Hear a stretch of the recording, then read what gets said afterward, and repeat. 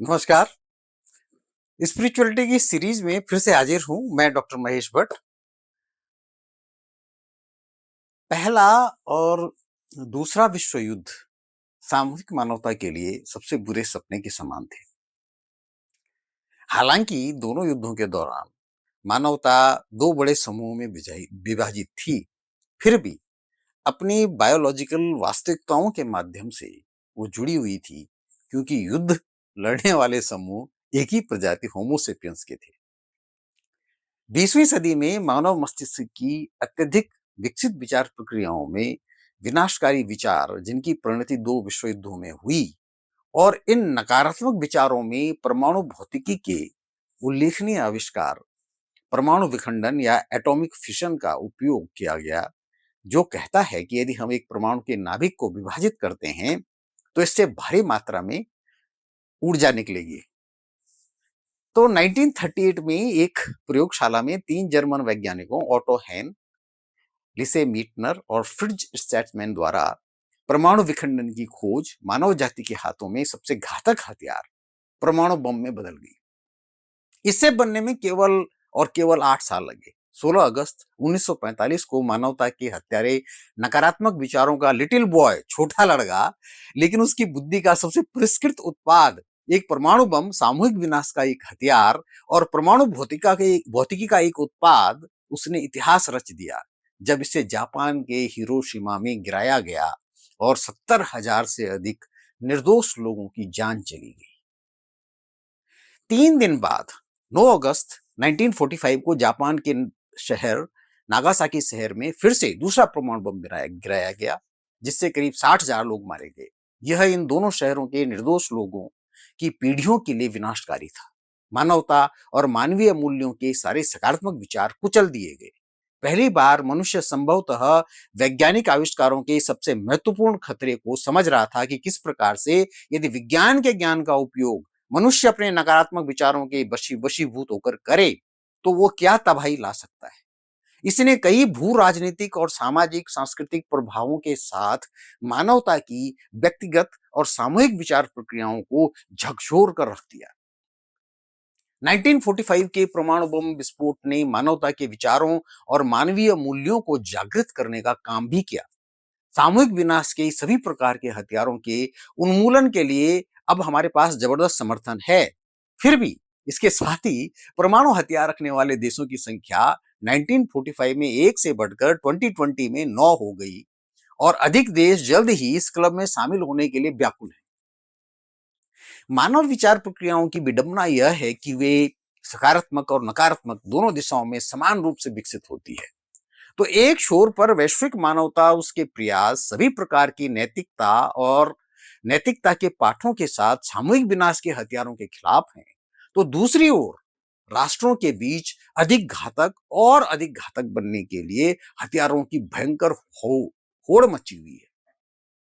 निरस्त्रीकरण जैसे शब्दों का प्रयोग सभी प्रमुख अंतरराष्ट्रीय मंचों पर किया जा रहा है, लेकिन क्या यह व्यवहार में काम कर रहा है? संभवतः नहीं। लेकिन मानवता और मानवीय मूल्यों की सामूहिक विचार प्रक्रियाएं सामूहिक विनाश के हथियारों, युद्धों, मानवीय पीड़ाओं, प्रदूषण, ग्लोबल वार्मिंग आदि के खिलाफ हैं, जिसका अर्थ है कि वे सभी चीजें जिनसे होमोसेपियंस प्रजाति के अस्तित्व को खतरा होने की संभावना है। अंतरराष्ट्रीय राजनीति और कूटनीति में अपने स्वार्थों के लिए हर तरह के नापाक खेल खेले जाते हैं।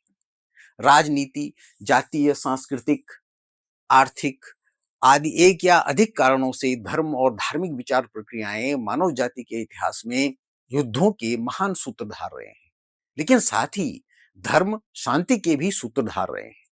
हमारे पास दुनिया भर में शांति बनाने और स्थापित करने में धार्मिक विचार प्रक्रियाओं के सुधारात्मक कार्यों के अद्वितीय उदाहरण भी हैं, जिन्होंने मानव जाति की ऐतिहासिक यात्रा के हर युग में मानवता के बीच शांति और सद्भाव के लिए काम किया। इसमें एक प्रजाति होमोसेपियंस के मानव मस्तिष्क की सकारात्मक और नकारात्मक विचार प्रक्रियाओं की बहुत सारी घटनाएं, उदाहरण और स्पष्टीकरण हैं। एक छोर पर इसमें युद्धों की हिंसा को उकसाना है, तो दूसरे छोर पर दर्शन, धर्म, संस्कृति और विज्ञान के अत्यधिक विकसित कारणों के नाम पर शांति स्थापित करने के तंत्र हैं। यदि होमो सेपियंस प्रजाति में सभी समस्याग्रस्त नकारात्मक विचार हैं, तो इसके विकसित मस्तिष्क में मानवता और मानवीय मूल्यों की सकारात्मक विचार प्रक्रियाएं भी हैं। इसके अस्तित्व तंत्र की एक और रिवोल्यूशनरी वास्तविकता है, वह है मानव जाति के सकारात्मक विचार। मानवीय मूल्य एक विकसित प्रजाति के श्रेष्ठ बुद्धिमान विचार हैं, जो इससे एनिमल किंगडम की सर्वोच्च स्थिति प्राप्त करने वाले मनुष्यों में परिवर्तित करते हैं। धीरे धीरे ये सकारात्मक विचार प्रक्रियाएं उन व्यक्तियों में प्रकट होने लगी जिन्होंने बीमार मानवता की सेवा करना शुरू कर दिया। दोनों विश्व युद्धों का यह तीसरा समूह, जिसमें व्यक्ति शामिल थे, मानवता के सकारात्मक विचारों और मानवीय मूल्यों का प्रतिनिधित्व करते थे। यह समूह संघर्षों में शामिल समूहों की तरह बढ़ता गया। इस अदृश्य लेकिन व्यापक रूप से पहचाने जाने वाले प्रशंसित समूह के पास प्रतिस्पर्धी सेनाओं की तरह एक संगठित प्रणाली नहीं थी। इसमें नर्स थे, डॉक्टर थे, वैज्ञानिक, दार्शनिक, नेता और कई अन्य लोग उनके संगठन और समूह शामिल थे। दिलचस्प बात यह है कि इस तीसरे महत्वपूर्ण लेकिन अदृश्य समूह के सदस्य, हम उन्हें मानवता और मानव के सैनिक कह सकते हैं, क्योंकि उनकी विचार प्रक्रियाओं के पारिस्थितिकी तंत्र में इस विचार की प्रमुखता थी और वे दोनों प्रमुख लड़ाकू समूहों में मौजूद थे। यह अंतरधारा सामूहिक चिंतन की शक्ति में निरंतर बढ़ती रही। यही मानवीय विचारों के इकोसिस्टम में एक व्यक्ति के स्तर से लेकर पूरी मानवता के विभिन्न व्यापक स्तरों पर होता रहता है, और यही आध्यात्मिक सोच के लिए एक अनुकूल मंच प्रदान करता है।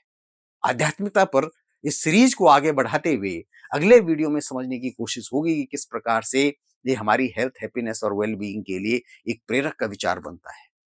यहाँ पर हमने उदाहरण दोनों विश्व युद्धों का लिया, लेकिन इसमें कही गई बातें हर युद्ध में होती हैं। आपने अभी तक चैनल को सब्सक्राइब नहीं किया तो सब्सक्राइब करके बेल आइकन पर क्लिक करके आप हमको अपना सहयोग कर सकते हैं। धन्यवाद। नमस्कार।